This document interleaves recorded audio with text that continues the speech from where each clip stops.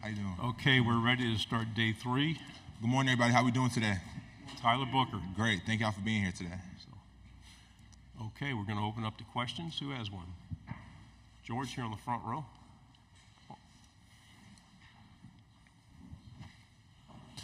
George T, KVTV here in Dallas. So I've heard that you were one of the most effective leaders during the staff transition with Coach DeBoer. And I wanted to know, what do you think helped stabilize a locker room during the period of change? Togetherness really helps stabilize the locker room in a period of change.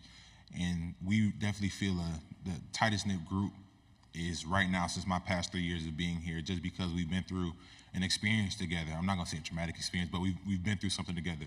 So we can all look at each other, no matter what we're going through, like, okay, this guy stayed when it was hard. This guy stayed when it was hard. And the other guys have left because it was easy for them. But, like, we're looking at each other in the locker room like, okay, this is my brother. He stayed here for me. Front row here on the left. New Haven in the house. Yes, sir. Good morning, Tyler. Good morning. How are you? Good. AP Stedham, AP and Kelly, as we see at syndicated radio. Tyler, the offensive line, it's like a chorus line. So how do you stay in step together to improve? You know, last year where they had a lot of sacks, I know you're looking to improve on that point.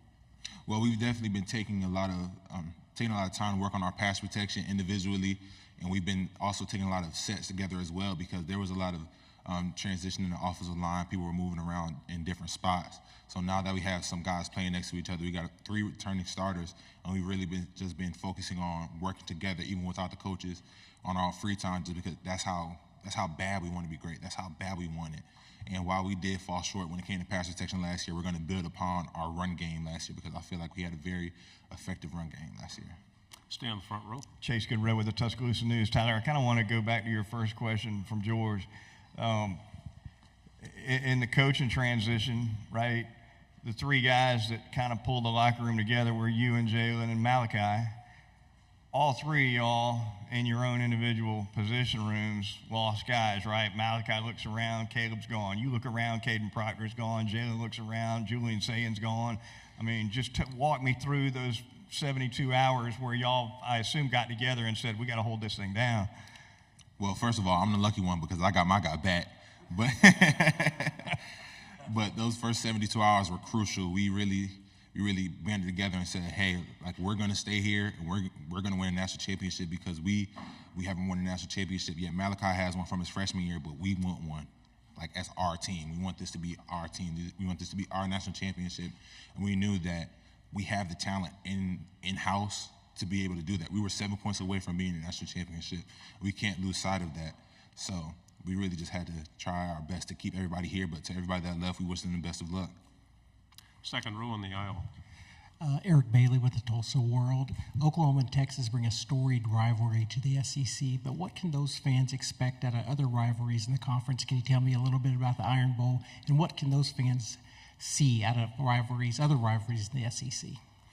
Yes, they have a great rivalry, the Red River rivalry, but the SEC has some great ones as well. You have the Iron Bowl, of course, us playing Tennessee. You have the Egg Bowl with Ole Miss and Mississippi State. So this is a conference built off of tradition, and we're blessed to have 2 storied programs in this conference to really make it better. Left side, second row. Cam Durr, WAFF 48 in Huntsville. Kind of a fun question for you. You know, the Olympics are coming up. I was just wondering, if you were to be an Olympian and you were on an Olympic team, which team do you think you would be a part of, or what sport would you play? I would do track and I would throw. So actually, up until the 8th grade, I threw shot put, discus, and javelin. And I was pretty good in shot put and discus, but in javelin, I won regionals for the Northeast. So I think if I wasn't playing football, I'd be out there heading to Paris soon. Right side, fourth row. Hey, man, Ben Bobick, Local 3 News in Chattanooga. You guys don't get too many recruits from the Chattanooga area, but Amari Jefferson's a guy that's coming in this year for you guys. Do you see this sort of a special playmaking ability he has, and you see him maybe separating from the pack and potentially contributing on the team this fall or in the future? Definitely. Amari and a bunch of other guys have come in ready to work, and that's why I come in this class. Like, these guys don't complain. These guys are looking for ways to get better. Like, for example, Will Sanders, he's in my offensive line room. He, every day after practice, hey, Book, how do I do on this? How do you do this? How do you do that? They're just so willing and ready to learn, and I'm very excited to be able to really teach and pour into those guys this year. Right side, and then pass it forward. Dan Peck, ESPN 106.7 in Auburn. What can you say are the biggest differences between an offseason with head coach Nick Saban and an offseason under Kalen DeBoer, and what's similar about their approaches? There wasn't much different. The only thing that was really different, schedule-wise, we had a few practices before spring break, and I feel like that really helped just because we were able to go over the break with some practices under our belt. We knew what to expect. Obviously, the practice schedule was different, but the same intensity. We still have fourth quarter. We still had a lot of walkthroughs. We still did everything to prepare for this upcoming season. And the things that were similar, like I just said, that intensity, we're still playing Bama football. That Bama standard hasn't changed. Right side on the aisle, please. Yeah, Tyler, Evan Camico, Pig Trail Nation. Last season in the Arkansas-Alabama game, Landon Jackson, 3.5 sacks. What do you remember about going against him that day and in the Arkansas game in general? Landon Jackson had a really great game that day. He's a great player, and I wish him a great year. Left side on the aisle. Ryan Hennessy, NBC 13 in Birmingham. Kind of like the question 2 questions ago. The difference with Saban and DeBoer, a lot of people saying a little bit more relaxed with media. It's more wide open. How do you as a leader keep your team responsible for this is Bama standard? I wouldn't say that it's more relaxed. I feel like Coach DeBoer, he lets the media in a little bit more, but the standard is the standard. On the field, off the field, in the classroom, on the microphone. So the standard is the standard. You're going to represent your family and yourself and the team, most importantly, in the best way possible. I'm sorry, left side. Jake Stanza, WBRC in Birmingham. What do you think of your former coach, Coach Saban, picking Texas and Georgia to play an SEC title game? Is that some early rat poison for this group? Not necessarily. Like, you really can't pay attention to things this early in the year. We have about 6 weeks until the season starts, and I really don't deal in hypotheticals. He taught me that, so he'd be glad to hear me say that. On the aisle, third row. Tyler Joe Gaither, BamaCentral.com. What do you think the change to morning practices will do for the team, and how do you think that's going to maybe help this year, getting ready for this year? I think morning practices will definitely help because we're going to be able to practice in the morning and go to class, and then in the afternoon we're going to have some more time. We'll have more time to really recover, get ready for the next day, watch film, meet with our coaches. It's just more time on the back end of the day because when we had afternoon practice, you only had so much time before you had to go to study hall, eat, go to sleep, get ready for the next day. So I definitely feel like morning practices are going to be a great change for us. Left side again on the aisle. Want to ask about the 2023 Iron Bowl, that final drive. At any moment, did doubt creep in, or your most vivid memories of those last couple of plays?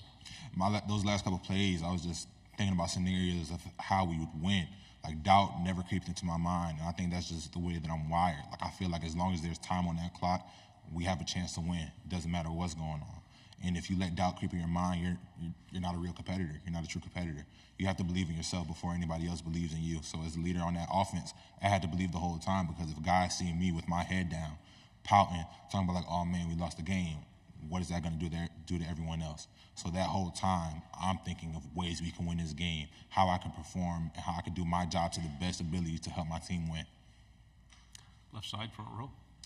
Michael Cobble, WBRZ TV in Baton Rouge. I feel like Jalen has the potential for a Heisman year. What do you see in him and his growth, and what are your expectations for him this season?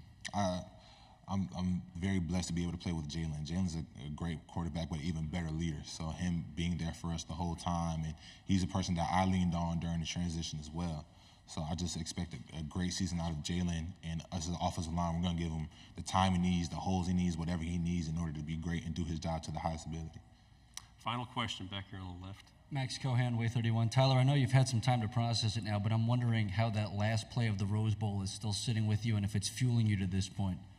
Definitely the whole Rose Bowl. It's not just the last play. It's definitely fueling us to this year. We understand we fell short and we were so close to our end goal, and we're going to let that drive us this year, but we're not going to dwell on it too long. We got to look forward to this upcoming season.